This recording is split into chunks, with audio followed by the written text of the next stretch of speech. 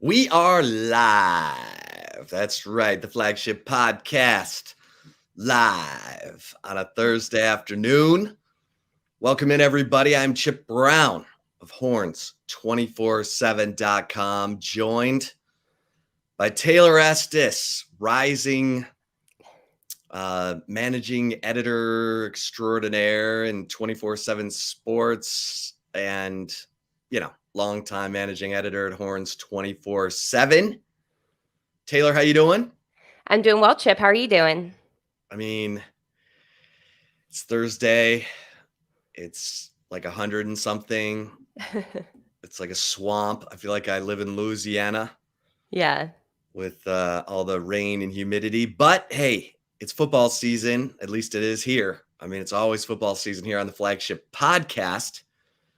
And we are talking football. I mean, the Longhorns picked up a commitment today from running back Christian Clark from the great state of Arizona that gave the Longhorns Bijan Robinson. Kid kind of reminds me of Roschon Johnson, I'm not going to lie. But Tashard Choice, the running backs coach at Texas, because there's a lot of crystal balls saying that Jarrett Gibson might be also headed to Texas in the 2024 class from the IMG Academy. So don't mess with Tashard Choice. That dude can recruit. Yeah, he definitely can. And it's a big deal for Texas too, because Stan Drayton was so instrumental in getting Roschon Johnson and getting Bijan. Well, actually, I guess he wasn't necessarily with Roschon because Roschon was a quarterback, but still, molding Roschon into being a running back and then signing Bijan Robinson. And he set a very high bar and a high standard, I think, for the running back room at Texas. And I think it's very fair to say that Tashard Choice just kind of took the baton from him and kept going, and I think that was probably one of the, looking back, Chip, after Stan Drayton left to take over as head coach of Temple, like I feel like that's probably one of the things that may have gone like something people question, right? Like, can they keep it up? Can they keep up the success in running back development and recruiting that Stan Drayton was so instrumental for Texas for? And Tashard Choice has definitely knocked it out of the park. So you have to be happy if you're a Texas fan right now. Yeah, I mean, Tashard Choice did a great job on the recruitment of CJ Baxter, the number one running back in the 2023 class, and now this. So Tashard Choice, I wrote a big piece on him last summer. Everybody needs to go to Horns or just Google it. Chip Brown, Horns 24/7, Tashard Choice, rising star. You'll find it. The guy, fascinating story, obviously, played at Georgia Tech, was drafted by the Cowboys, and was a really smart running back, had his, career in the NFL, but wanted to coach and was an intern for the Cowboys and worked for John Kitna's Waxahachie high school team, anything to kind of get his foot in the door. And one thing leads to another. And Tashard Choice, who helped recruit Jahmyr Gibbs to Georgia Tech, who ended up at Alabama and is a top 12 pick in the draft. I think he's playing for my Lions now.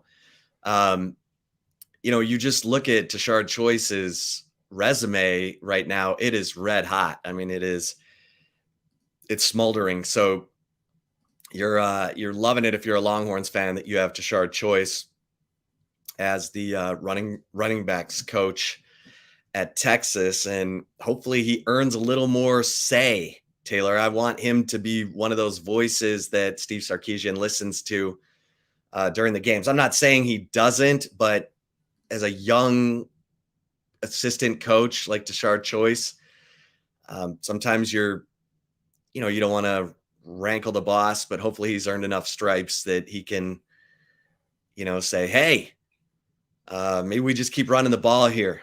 But, again, I'm just saying, Tashard Choice knows football, and he's not one of these guys who is all about recruiting or can't recruit and is just a technician. He does it all. He's going to be a head coach one day. Mark my words. Hot take right here. 5 minutes into the live Flagship podcast on a Thursday afternoon. And I dropped the link to Chip's article that he was referencing. It was a feature he did on Tashard Choice, as you said last year, being a rising star for the Insider, and he did end up making it free. So I put that in the comments. If you're once we're done with the broadcast, definitely check that one out. Yeah, every once in a while during the summers, I get a little generous. Make the stuff available to the peoples. Let the non-members at Horns 24/7 see what they could be getting as a member.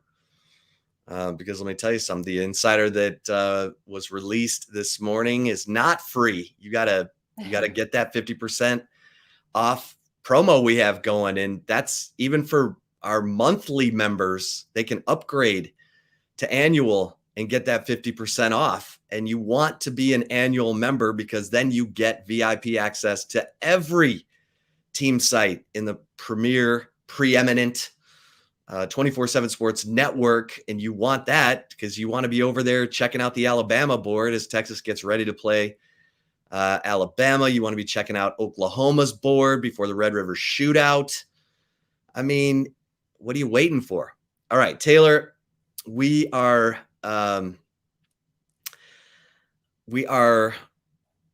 we got all kinds of football stuff going on. Obviously, get over to Horns 24/7 and keep up with all the recruiting. It's like happening as we speak. We got Hudson Standish at 7-on-7. He's melting outside. We got Hank South, Jordan Scruggs, working their butts off on all the big visitors coming in for this weekend. Greg Biggins just put in a crystal ball for an offensive lineman from California for Texas. There's so much going on at Horns 24/7 that you're just going to get lost in a football wonderland. It's really kind of wonderful.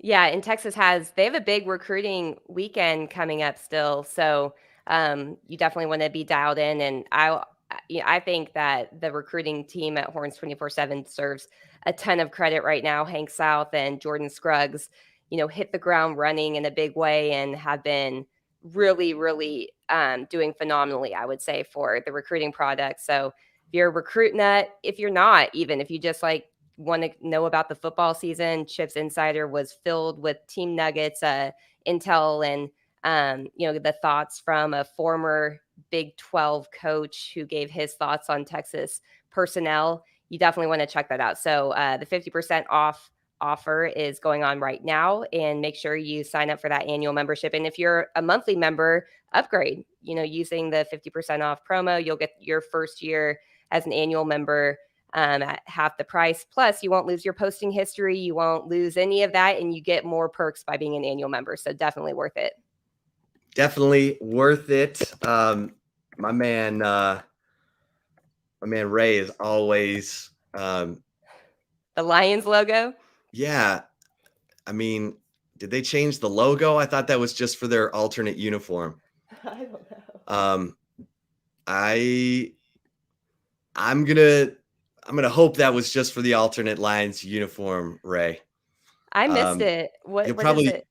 It's the old school Lions logo, and I admit I do kind of like the current new Lions logo, but I'm sure Raymond likes to get my the chip faces going, which I know last week we had some serious chip faces going during the live Flagship podcast. I'm sure we will have some chip faces happening during this Thursday edition of the live Flagship podcast. Don't you worry.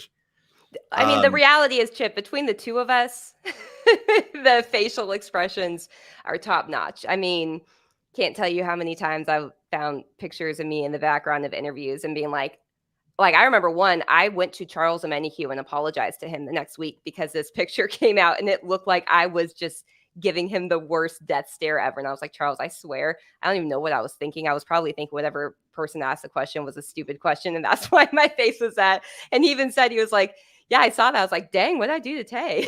Because I covered him in the recruiting process too. So yeah, the two of us, our facial expressions, just poke the bear a little bit.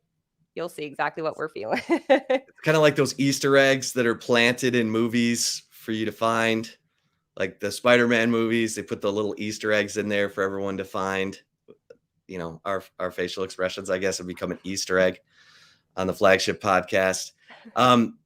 You know, we are not the recruiting experts, but we're getting a couple of questions here. Like Robert Robert is Sanchez asking here is missing on Hudson, a big deal, and losing a commit today as well. Yeah, obviously the questions about Micah Hudson, the local mega talented wide receiver. Here's the thing. I'm not questioning Steve Sarkisian's ability to attract receivers. He got A.D. Mitchell in here. Yeah. Like A.D. Mitchell just won 2 national championships at Georgia and has caught a touchdown pass in 4 college football playoff games, 2 national championships, caught the game winner in the semifinal over Ohio State last year. I'm not sweating receiver recruiting with Steve Sarkisian. And look, they're still in on some other big name receivers, including a higher ranked receiver than Micah Hudson. I get that he's local, but everything I've heard from our guys is Texas Tech has been all over Micah Hudson from the beginning. And if he ends up at Texas Tech, okay. I bet Steve Sarkisian's got other plans. He's got Jonte Cook on campus. He's got DeAndre Moore on campus. I'm not sweating. And look, it's June. I get it. So it's overreaction season because we don't have games to talk about, but I'm not sweating that one. I mean, I want Micah Hudson to be happy and go where he wants to go and where he's going to flourish. And if that's Texas, great. If it's not, and it's a long way to December. I always say that too. That's the other one. Things can change and it's a long way to December. I don't know if that one will change or not, but yeah. Well, and Texas Tech has been getting a lot of commitments. I mean, it's been like Joey McGuire has really done a really good job this June in the June like official visit window and getting guys to commit to Texas Tech. They're kind of, gaining momentum, I would say, from a recruiting standpoint. However, as you said, like momentum in June, they're not signing their LOIs. So a lot of times it comes down to how a team looks on the field. With Texas having Chris Jackson, a new receivers coach who doesn't have experience coaching at the college level, but does have plenty of experience coaching at the pro level and developing, professional receivers in the NFL. There may be a kind of wait and see how he does, but I would be pretty surprised especially with the receiver room that Texas does have entering the 2023 season. It's pretty loaded at this point, barring any crazy injuries. I have a feeling that Texas may be turning away some receivers if all things go as planned right now with the receiver room. So long way till December, as you said. Well, Taylor, we've got a couple of little topics today. I wrote about earlier in the week, does Texas have enough refuse to lose players? Those players who are just not going to let their team, go down, and players who will help Texas finish. Because obviously, if there's been a knock on Steve Sarkisian's teams the first 2 years, it was their inability to finish games. I think his teams got off to a 1-6 start in true road games, had some squandered leads. That continued obviously into last year with the losses to Texas Tech and Oklahoma State. It finally changed when they went to K-State and played, to me, the best game of the Steve Sarkisian era. Bijan Robinson had a lot to do with that. 32 carries, 209 yards. And, Bijan's gone, but then they went to Kansas and Bijan put on another clinic in an absolute rout of the Jayhawks. So Texas is actually on a two-game winning streak in true road games. They did lose the bowl game. That's not regular season, we'll say. Yeah, regular season, true road game. So Texas on the uptick, but you want to find those players who are going to, like Bijan Robinson and Roschon Johnson, who are going to make it to where they refuse to let their team lose. And so, we talked about how important the quarterback position is for that. And I think this is a year where we're going to find out if Quinn Ewers is that guy, because he led one fourth quarter comeback last year. It was against Iowa State. He, led Texas down the field, hit Xavier Worthy on a whip route on 4th and goal. It was a huge play, but it was about 44 minutes, 43 seconds left in the game, and Iowa State got the ball back, and they were driving for the game-winning touchdown when Anthony Cook forced a fumble that Jalen Ford recovered, and it basically sealed the win for Texas. And you want your quarterback to show that he can do that he can lead a drive late in a game. We saw Hudson Card lead a drive to a field goal last year against Alabama. Our man Bert Auburn, who doesn't get any credit for the two biggest kicks he hit last year because they ended up getting overshadowed by the ending of the game, which was a loss at Texas Tech, and of course at home against Alabama, the 49-yarder with a minute 29 left. But heck, put Bert Auburn in that category. He's shown you some refuse to lose tendencies. Yeah, for sure. I think the thing with Quinn Ewers, obviously Steve Sarkisian would be the first person to say it. The quarterback is the most important position in all sports. And a lot of times teams are defined by how good or how bad their quarterback play is. Quinn Ewers was a freshman last year, first time playing even in 2 years, I guess it would have been. And I think a lot of people are questioning just because they're thinking about some of those, the negative situations, the Texas Tech game, I guess he wasn't in Texas Tech, Oklahoma State game, struggled in that game down the stretch, didn't help the team out in that crunch time situation. But I feel like if we had Riley Dodge on this podcast right now, Chip, and he heard us being like, can Quinn Ewers be the guy to grind it out and be the guy to take charge and lead the team down the stretch, even if it's come from behind, he'd be like, have you listened to anything I've been saying about this kid? Like, I mean, the one thing Quinn Ewers as a high school player, as a recruit, that no one questioned was his competitive nature and his leadership. And so, obviously a freshman's a little bit different coming in. The game is so much faster at the college level than the high school level, especially if you haven't played much over the last 2 football seasons. So it has to be from Quinn Ewers. And if for some reason it doesn't happen, I will be shocked, because everything we heard about Quinn Ewers prior to that Oklahoma State game was he's just a dog. When it comes down to it, he keeps a cool demeanor and he leads by example. And it's almost like hard not to follow him. And so I will be just at a loss for words if that doesn't show up in year 2, in my opinion.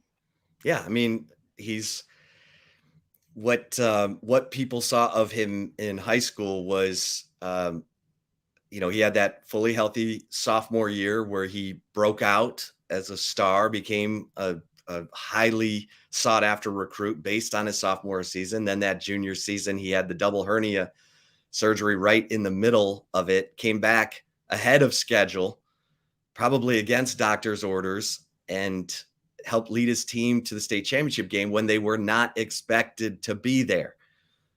Check the rankings. South Lake Carroll was down, around 16. Westlake was supposed to be there, but South Lake Carroll was supposed to be the team to beat the next year in 2021. And that's when Quinn Ewers reclassified and went early to Ohio State. And so I'm excited to see what Quinn Ewers brings in year 2, because everything we've seen from him, heard from inside, the team, is that this guy is all in and is all about business and knows that this is an important year, an opportunity for Texas to win a conference championship, something they haven't done since 2009, something they've only done 3 times while they've been in the Big 12. 3. I Oklahoma was in has college last 16. time they won. Yeah, I mean, it's time. It's so time. So yeah, I mean, Quinn Ewers and look, he's got competition. He's got Malik Murphy right behind him. He's got Arch Manning right behind Malik Murphy, and that's a good situation to have for Texas. For Quinn Ewers, it's okay. I gotta deliver. I gotta make it happen, and I don't think he's afraid of the moment. And that's ultimately what you gotta have. You gotta have a quarterback who can be calm in the moment and deliver, and not be excitable. So it's but when you look at those, you look at the players that Texas has had at that quarterback position who've been refused to lose type players. It's been a special group, guys. I mean, those 3 conference championships I just referenced, 96, it was James Brown. Hello, roll left against number 3 Nebraska. He predicted Texas would beat number 3 Nebraska. He said they'd beat him by 3 touchdowns. They beat him by 10. It's not bad. They were. Didn't you ask him that question too? Yeah. I just said, how do you feel about being a 3 touchdown underdog? And James was fired up. Like he was like, I don't know. I think we're going to beat them by 3 touchdowns. And I was like, huh? Really? When'd you start thinking that? And he's like, we got a good team. We got good players. And that's why you love James Brown, because he's right. They did have a good team with good players. Dan Neal on the offensive line, Casey Hampton on the defensive line, Ricky Williams, Priest Holmes. I mean, Wayne McGarity, ridiculous. Mike Adams at receiver, just fun to watch that. And I told our new staffer at Horns 24/7, Eric Henry, I said, hey man, go back and watch that 1996 Big 12 title game. You will just be entertained. It's one of the great Texas football games I've ever covered. I mean, it just was riveting from start to finish. And John Malkovich with the big, kahuna balls in the wheelbarrow, because he is leading the game. Texas is up 3, and he decides to go for it on 4th and 1 from his own 27 to try to put that game away. And he does. Everyone's going, what is he doing? He has the lead. He's going for it on 4th down from his own 27. I mean, it's that kind of game. And Texas fans will never forget it, those who watched it. And then, of course, 05 and 09 are the other 2 conference championships Texas has won. And some pretty good quarterbacks on those rosters. Yeah, pretty good. Although, I mean, Vince Young and that team won the conference championship 70-3. That was the game that they knocked Joel Klatt into the hospital.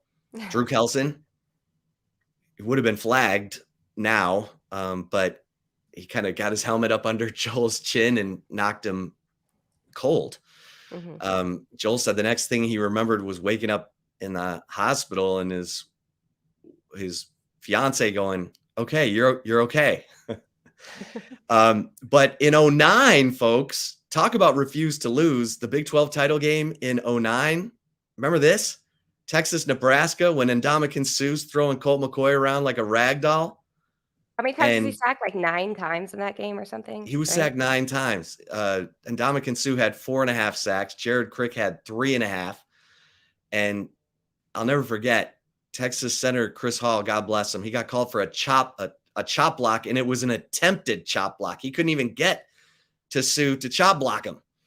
It was like, we saw your intent, so we're throwing the flag.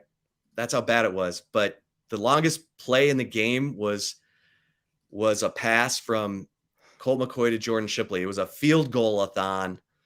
And in fact, one of the biggest first downs in that game was by penalty. That was refused to lose. And Hunter Lawrence kicks the game winner 47 yards as time expires. Remember, they had to put up second back on the clock. Yeah, And because what? It was something else. What? Colt thought once he threw the ball away, it would stop the clock, but it had to hit something, and they claimed it was 1 second left. Yeah. Yeah. Colt couldn't find the play clock in Jerry World. Yeah. There's too much stuff going on. He couldn't find where the play clock was, so he casually threw it out of bounds when he needed to throw a bullet right at the sideline. But I'll say for my man Eric Henry, that game is not nearly as entertaining as the 1996 Big 12 title game. You'll watch that 09 game and wonder, how on earth did Texas win this game? I'm sure that's what Bo Pelini, the head coach at Nebraska, was saying too. But you need those refuse to lose guys. And I'm just going to say, Jonathan Brooks, I'm putting him in that category. Don't sleep on the running back from Hallettsville. I mean, Jonathan Brooks played all last season with a sports hernia. So, and he refused to get surgery. He didn't want to be off or even be in a position to where if they needed to rely on him as the lead running back in any scenario, that he wouldn't be available. So he played all year with that hernia injury that he ended up getting surgery on. I believe it was either a day or two after the Alamo Bowl. Yeah, and Dan Neal told me that sports hernia is, I've never had it, thank God. But he said it feels like your lower body is being torn apart from your upper body. And that sounds awful. So I don't ever want to think about it, experience it. God bless Jonathan Brooks. He's been surgically rebuilt and is apparently ready to rumble in a very talented running back room. So that shall be interesting. The quote that I keep hearing in my mind from a team source is that he's starving for his opportunity to be the lead back after waiting 2 years behind Bijan Robinson and Roschon Johnson. So I think he's a refuse to lose guy. And then Jatavian Sanders. I mean, this is a guy who won a state championship at Denton Ryan and he's one of those guys who will get in your face. I mean, we kind of saw it when he got into Xavier Worthy's face at the Alamo Bowl. Catch the ball. Of course, I think Jatavian had a drop in that game too. So, but think about it. Yeah. Jatavian Sanders had 54 catches last year. Xavier Worthy led the team with 60. After the TCU game, Jatavian Sanders was the leading receiver on the team by receptions. I mean, this guy, first team All Big 12 tight end, a guy you just nightmare to cover. And Steve Sarkisian, he had all those blazer receivers at Alabama. He didn't have a tight end like Jatavian Sanders. Now he's got the blazing receivers like he had at Alabama, and he's got Jatavian Sanders. All he needs is consistency, great timing from his quarterback, and let that thing unfurl. Yeah, offense for should sure. take a big step. Yeah, if you did not see the Insider posted this morning, definitely check it out because the coach, the former Big 12 coach that Chip spoke with to get his intel on the Texas roster, he had a lot to say about Jatavian Sanders, and it was not a lot of bad things to say. We'll say that. So definitely head over to Horns 24/7 and tune in, or read that article because there's some really good stuff. But Jatavian Sanders was one that the coach really was impressed with from the 2022 football season. Yeah. In that, the Insider kind of talks about the indispensable players, the players Texas has to have on the field and doing, what they do at the highest level to win a Big 12 championship. We're talking about the guys who need to make sure that in a tight game in the fourth quarter, they're the ones getting the team together or saying in the huddle, hey, we're going to go win this game. And Kelvin Banks, the sophomore left tackle, is already one of the guys the rest of the team looks to for leadership, lead by example leadership, and vocal leadership. This is a guy who's not shy. I love the story about how Jordan Whittington dropped a pass in fall camp and Big 78's running down the field saying, it's okay. It's okay. We'll get him the next play. And Jordan Whittington's like, who is this guy? Yeah. He's a freshman. I love this guy. Well, he shut down Will Anderson too. Yeah. Yeah, I mean, now everyone knows. Yeah. Right? Now everyone knows how good this kid is. Now Jordan Whittington's like going up to him going, hey, man, I'm sorry I dropped that pass for you. Yeah. If I knew you were going to do what you did to Will Anderson and Will McDonald and Felix Anyaduke Uzama and all these dudes who didn't get anywhere near a sack off of you, I promise I'll never drop another pass. But yeah, I mean, you got to have them everywhere. You got to have them on the line, offensive line, defensive line. You got to have them at every position group. And Taylor, it's pretty promising because you flip it over to the defensive side of the ball, and Tavondre Sweat, Byron Murphy, we're hearing that these guys are having a really good summer, and they're vocal. They're leading this team. They're demanding, the kind of effort that it's going to take to go to Tuscaloosa and beat Alabama on September 9th, and then, keep it going throughout the year. And this is when a team becomes a team. It's during the summer. This is when the bonds are built. Yeah, it is. I mean, that's where, with what we've talked about before on the Flagship Podcast leading into the 2005 season, Vince Young had on a whiteboard. It's like, if you want to, what did it say? If you want to beat Ohio State, yeah, meet me here every night at 7. Yeah. And you need that. And you hope it comes from the quarterback, I think. But I think as long as there is a respected voice, a respected leader in the locker room who can be that person, I don't necessarily think it has to be Quinn Ewers per se, but Jatavian Sanders is a guy that can be that type of guy. He's been on campus. He's an upperclassman. He could really fill the void a little bit that Roschon Johnson left with him, going to the NFL, because Roschon Johnson stepped up and was that type of leader for Texas. They have to replace that leader. And I think Jatavian Sanders is a prime replacement, I would say, for Roschon Johnson. And listen, I'm not saying that anybody can, just take off where Roschon Johnson left it, because he was a different type of leader, just a special type of character. And, but still, I think if they have somebody that can be close to a Roschon Johnson from a leadership and a voice in the locker room, that will be instrumental. And I think that Jatavian Sanders could be that guy. Yeah. Yeah. I mean, first team All Big 12 helps. What did Will Muschamp say? It's hard to lead from the sideline. Mm-hmm. It's hard to lead when you're not out there making plays that your teammates respect. So, and if you're going to say stats are for losers, what he said. Yeah, he also said that. That's my favorite. But no, you're right. I mean, coaches can only do so much.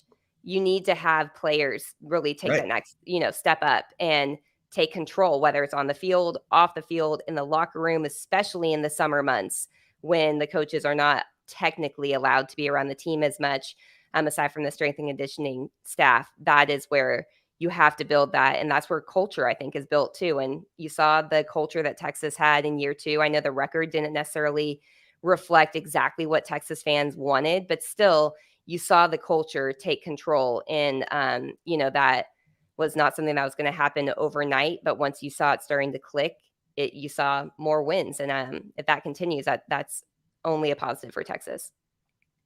We got a question here from Logan Farmer from our YouTube channel. On paper, we should beat BYU, right? I think I'm still suffering from PTSD when we played them last. Hey, Logan, you and me and Taylor too. Yeah, I was on the field when the freaking skies opened up in Provo. I was like, oh, what is about to? I literally had to sprint up to the press box. 2-hour rain delay. No caffeine in the press box either. Remember that? It was Oh like yeah, that was caffeine. 2013 Yeah, that was the 2013. Oh, they played in 2014 too. That's what led in Garrett Gilbert. Austin. Wasn't that when? That's No, was when that? Taysom Hill hurdled Dylan Haynes and Oh, that's right. Yeah. BYU won 41-7. Yeah, I get it. I get it, Logan. But here's the thing. Look, I'm never gonna count the BYU Cougs out. And they've got a receiver who is the son of Lloyd Hill, who was, I don't know if he still is. He was the all-time receptions leader at Texas Tech, and he's the older brother of Roy Williams, the Longhorns receiver. So BYU is going to have a good offense. They've got the kid from USC who went to Pitt last year. I want to say Keaton Slovis at quarterback. I think the BYU offense is going to be good. Their defense was terrible last year. I don't know, which means they'll probably be a lot better this year because Kalani Sitake's not going to put up with that. But yeah, I get it.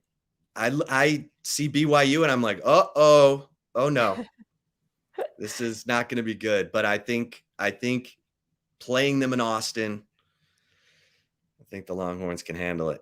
Yeah, I don't know. I always made the joke. I mean, like, I'm not saying Texas can't beat BYU, but I hear, where Logan is coming from, because I've said ever since the 2013 and 2014 games that Texas played BYU, it's like Texas needs to never schedule BYU or Maryland. Those are the two ones. Just don't do it. Like, it is just asking for trouble apparently, and doesn't matter if it's home or away.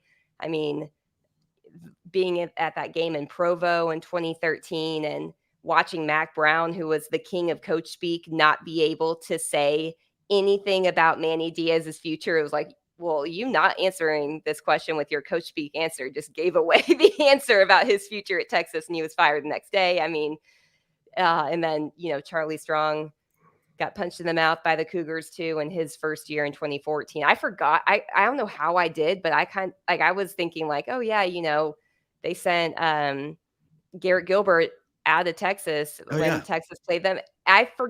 Maybe I just subconsciously tried to erase the 2014 loss to BYU after out of my memory after that 2013 one. But man, we could do a football horror movie called Texas versus BYU.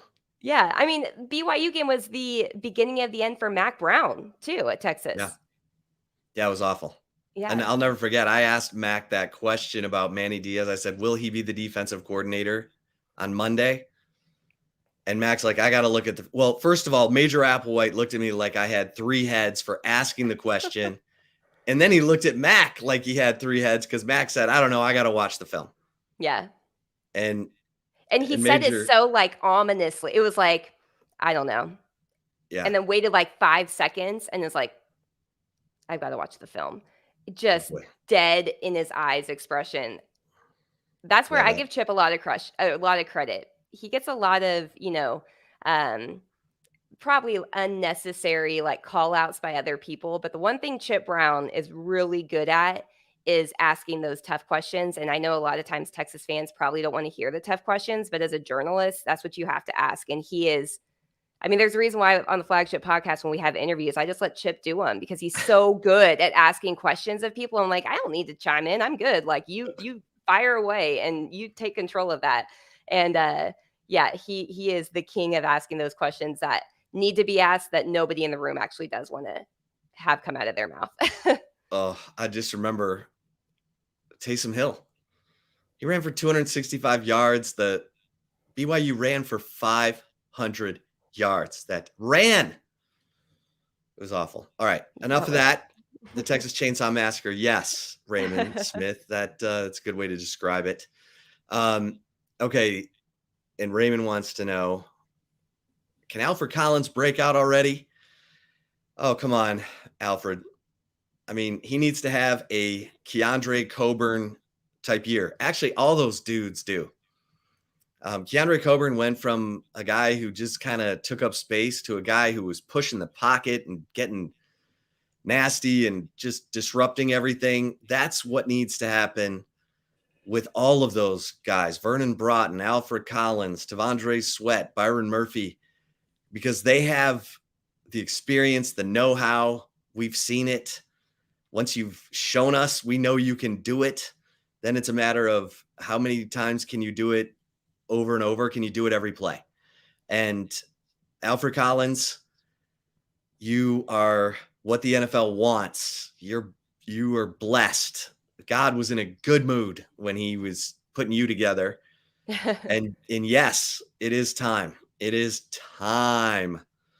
And I think they've got some special packages this year where they play all those guys together in a monster line, a jumbo line, and especially like in, red zone, short yardage type stuff. But man, it's time. And all of those guys could all move on to the NFL if they do have those breakout years. Well, Tavondre's moving on no matter what. But yeah, I'm with you, Raymond. Yeah, I Alfred think Collins. we've all been waiting for it, right? Ever since he showed the glimpse of it against Colorado in the Alamo Bowl, everyone has been like so ready to see him take that next step, and it's not happened yet. I mean, I feel like it's kind of a now or never one, right? Would you agree with that, or I agree. Yeah. I agree. I think everyone's like, kind of like, wow, Alfred Collins is still at Texas. Like, Yeah. he didn't leave, and it's now or never. And look, it only takes one good year.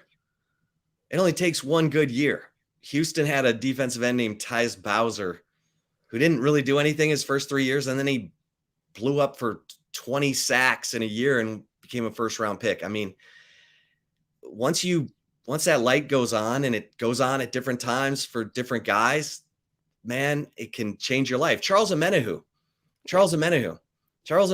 had like 7 sacks through his first 2 years at Texas, and then he, exploded for 14 sacks, and ended up being a draft pick for the Houston Texans. Now he's making good money. I think he's playing with the 49ers, or he was last year. Yeah, he was on the 49ers last year. And it all came together for him in his final year at Texas. So, Alfred, go watch some film of Charles Omenihu and just know that could be you, man, getting that big paycheck. Yeah, Charles Omenihu, he had 9.5 sacks his final year at Texas in 2018. And like 18 tackles for loss? Yeah, 18 tackles for loss, I believe. Sorry, I'm pulling it up here. Yeah, 18 tackles for loss, 9.5 sacks.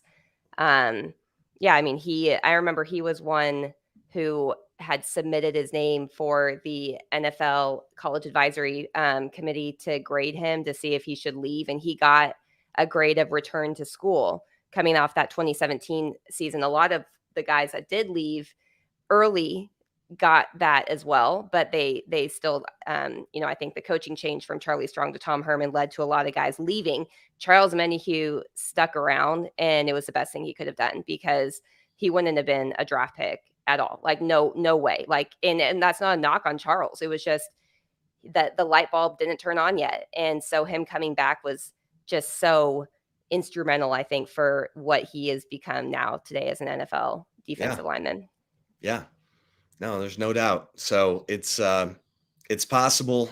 And if the sense is that the team is, moving in the right direction, let's say they go to Tuscaloosa and pull off the upset, man, the momentum that you can pick up from that, it would be very similar potentially to the 2005 season when Texas went to Ohio State, had to play at night.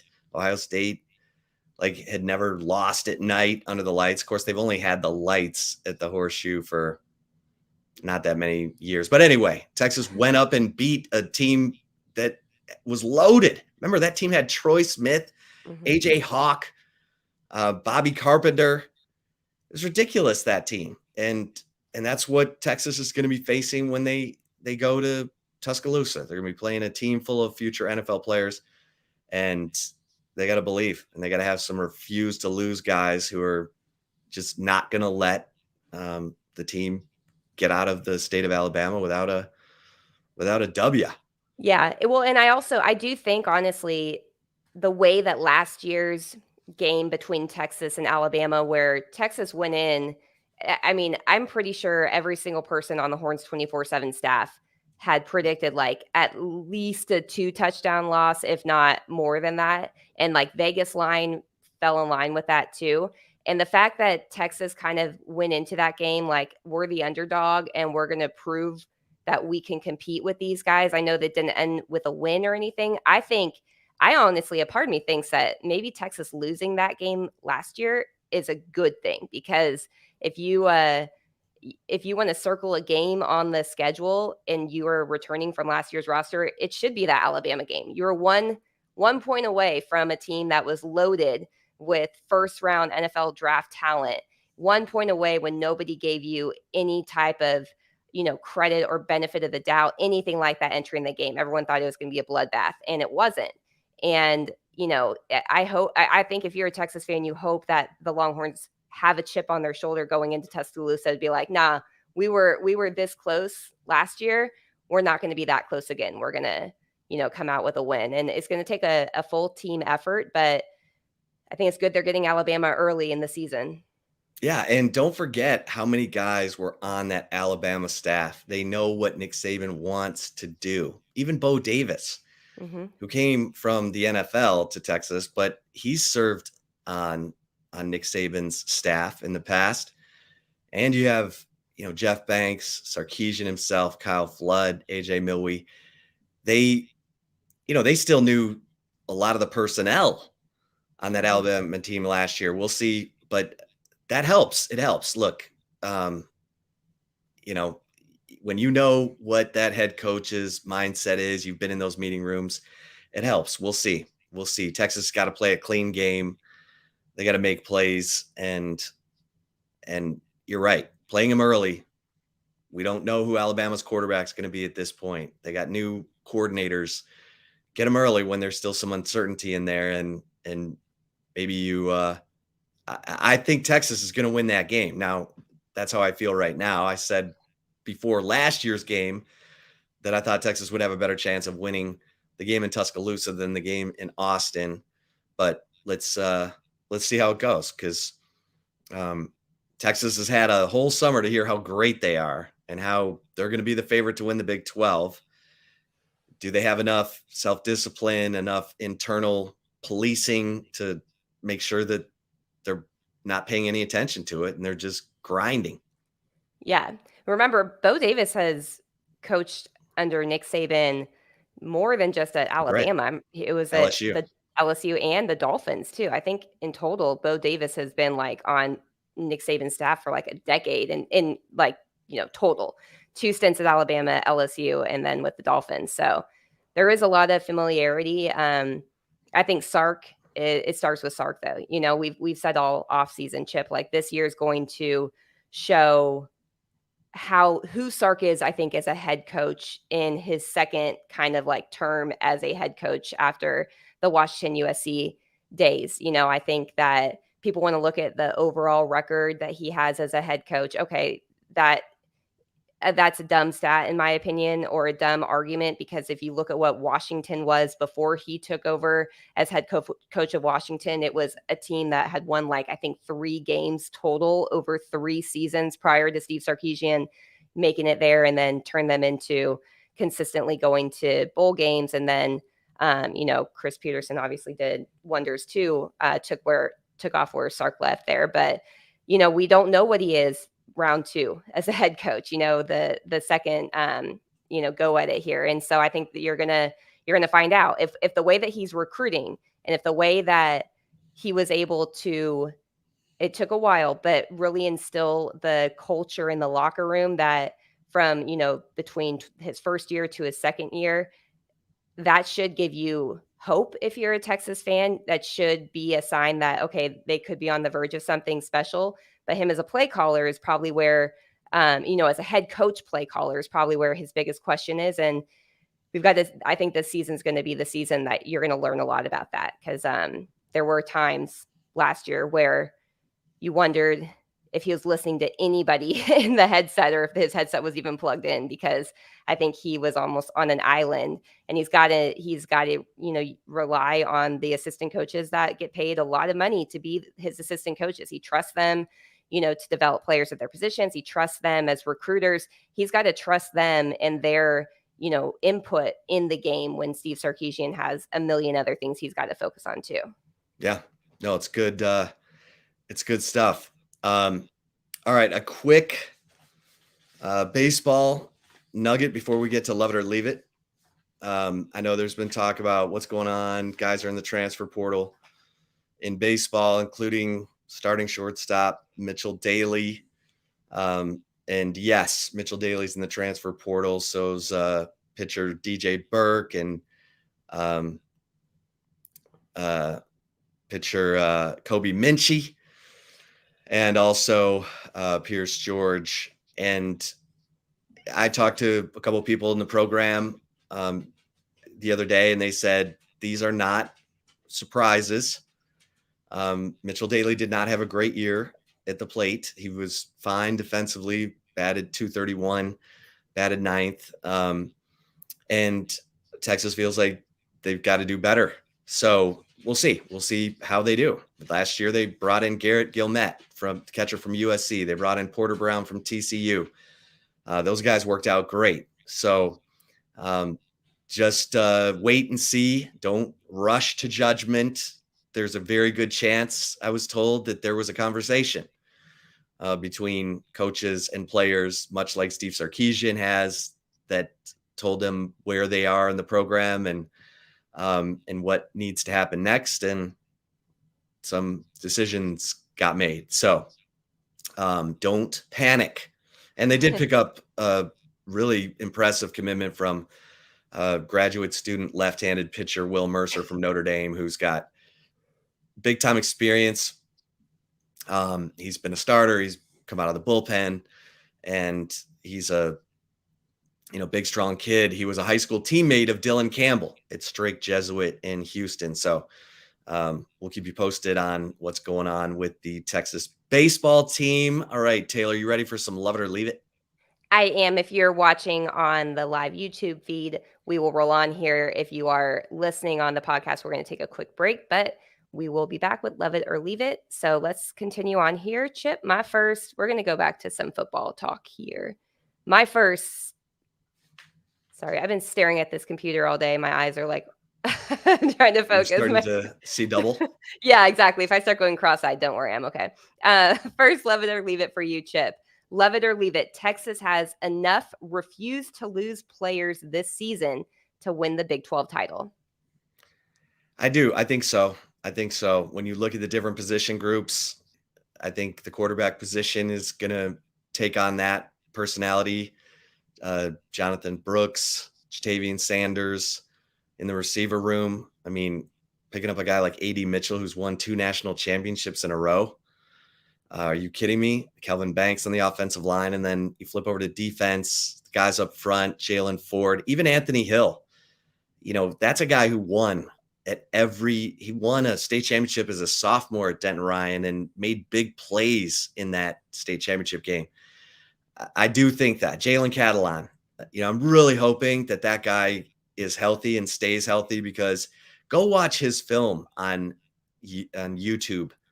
Jalen Catalon, he reminds me of Kenny Vaccaro, the way that he takes perfect angles from like across the field and obliterates guys and just makes plays on the ball. So instinctive and studies. So yeah, I'm going to love this. Taylor, how about you? Yeah, I'm going to love it too. I think that there is enough of those type of players on there. I don't know. I think it's probably too soon to name exactly who they are, but I do think that, as you mentioned, the additions in the transfer portal obviously are huge. A.D. Mitchell, I mean, they've added guys that have won at the highest level of college football. That's big. If Jalen Catalon can stay healthy, then he'll be at Texas for only 1 year and he'll be in the NFL. So enjoy him while you get him. What's your thoughts? You said the comparison with Kenny Vaccaro. I kind of think Brandon Jones a little bit. Yeah, he's not as long as Kenny Yeah, and not Vaccaro. yeah. He's more compact like Brandon Jones. In fact, he's probably a little smaller than Brandon Jones. I think they list Jalen Catalon at 5'10", 5'11". He's maybe 5'10", but man, does he crushes you. Like you'll watch his YouTube highlights. Like he leaves guys, their helmets pop off when he hits them. Yeah, and he has like sideline to sideline type of speed too, and that's what Brandon Jones has too. So if he can be, if he's healthy, that he's a guy to watch for sure. But overall, I think Texas has more refused to lose players this season than probably any time that I have covered Texas in the last 12 football seasons. So yeah, I think that I think it's fair to say that there are enough to win the Big 12 title. We'll see if they can put it all together, and we'll see how Steve Sarkisian is, if he can listen to his assistant coaches in game and, take advice or tips when he's can't watch everything on the offense, as the offensive play caller. He has to be looking at the defense too. He's not, when the offense is off the field. Yeah, he's not over there with the offense talking to the players on the bench when the defense takes the field, because he has to watch the defense. So he's got to, I think the biggest hurdle I think that Texas has to overcome, assuming there's no massive injuries, at key positions, is Steve Sarkisian actually allowing his assistant coaches to give their input and realize that he doesn't see every aspect of the game because he has so many other things to focus on. But overall, player-wise, yeah, I think there's definitely enough refuse to lose players on this roster to win the Big 12 title. All right, number 2. Second one, love it or leave it. With the addition of LED lights that can turn burnt orange and flicker on and off like a rave party, the game day experience at Texas has improved light years since Chris Del Conte's arrival. Well, this is one of the biggest loves I'll ever give. Yeah. I used to complain loudly about the crappy game day experience at Texas under Steve Patterson and Chris Plonsky. Remember that time I like tallied how many advertisements I made it through like maybe 5 minutes in the like first quarter or something, and I gave up. So it was like, a 60-page script, I was told. Yeah. Of just sponsor, sponsor, sponsor, sponsor. And fans don't go to the games for commercials. And thank God, Chris Del Conte and Drew Martin came in and said, you know what, we're going to make it about the fans. Yeah. So that they keep coming. And what a crazy concept, right? Crazy concept. We'll let them have Bevo Boulevard. We're going to sell beer right outside the stadium. It's going to be a great tailgate atmosphere. Smokies Midway, Longhorn City Limits, and now LED lights okay, so you know how Texas lost the ball in the lights at Stanford because, their lights are low and okay, well, Texas used to have lights that you turn on and it takes 25 minutes for them to turn on. Now they're going to go on and off like a light switch, like your bathroom light switch.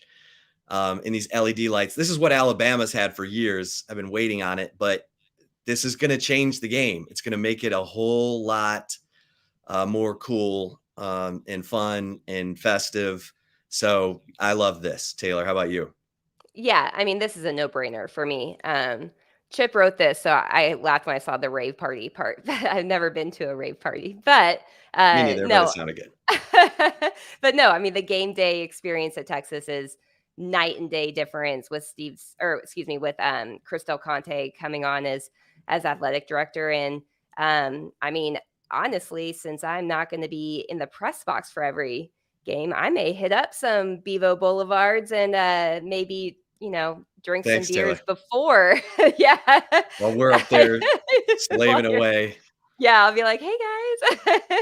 But no, yeah, I mean, it's been just a total, 180 change of pace with the game day atmosphere from start to finish, pregame, in-game, or pregame, in-game, and even post-game too. So yeah, I'm excited to see the lights flicker on and off. I'll say that. All right, number 3. Final one. Love it or leave it. You are concerned about Texas baseball following a handful of announced transfers, including starting shortstop Mitchell Daly. I'm gonna leave this. I was concerned last year when Texas tried to give a bag of money to Troy Tulowitzki to stay, and he didn't. His wife was having a baby, and I get that, but David Pierce changed over his entire coaching staff, 19 newcomers, 6 new position players. So I was really concerned last year.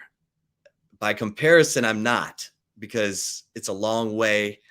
There's a whole portal season ahead, and I'm going to wait and see what David Pierce does. But again, I'm told none of the transfers thus far have been a surprise. And Andre Duplantier said he's coming back, and he's developing into a quality pitcher for Texas. So I'm gonna leave this. Taylor, how about you?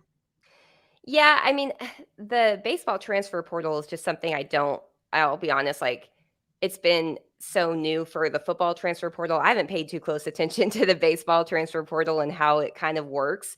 So this is a new situation that Texas is in. But no, I agree with you. I think that the concern for me was the 2023 baseball season being a rebuilding year, losing guys like Ivan Melendez and Murphy Staley, and just monster contributors from the 2022 roster. And so the fact that Texas was one game away from making it to Omaha in a rebuilding year, I'm going to give David Pierce the benefit of the doubt, and he deserves the benefit of the doubt.